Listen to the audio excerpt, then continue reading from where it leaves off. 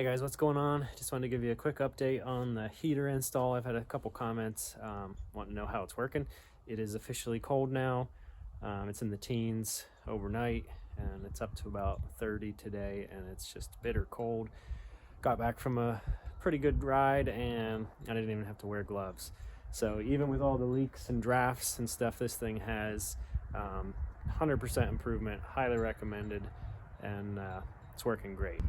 So if you don't know what we're talking about, I built this top for my Jeep over the fall, and then I added a heater. So I went with the Inferno cab heater. That's the switch for it.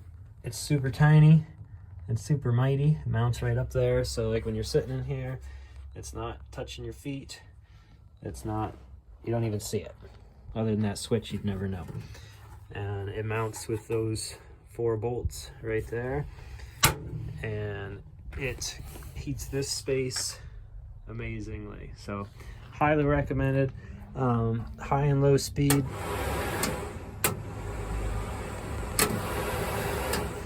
It just makes this Jeep actually usable this time of year. And like I said, even with my air conditioning, you know, and the gaps in the top here and there, it totally makes it comfortable in there.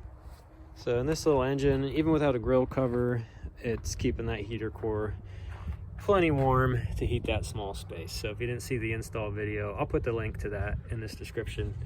But that's where my hoses come out of the firewall and hooks into the water pump and the head. Now in the summer, I will add a valve and isolate it just so I don't get cooked out of there. But little thing does great. So this is now my cold weather Jeep. So for the past 5 years, this has been my all-season Jeep, and your head stays sort of dry, but that's about it. And your hands freeze, your feet freeze.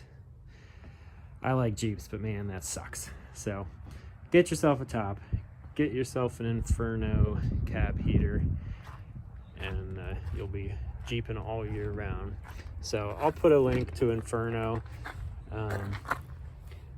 cab heaters. They're made for side-by-sides and stuff like that, but I mean, this is basically a side-by-side. They're not paying me to make this video. I bought it on eBay with my own money, and I really think it's a perfect heater for this size machine. So there you go. I know you can't feel heat in the video, but man, even I'm only running like 120 degrees right now, and it's just blowing nice and cozy. Put this thing away, go in and sit by the fire. Until next time, thanks for watching.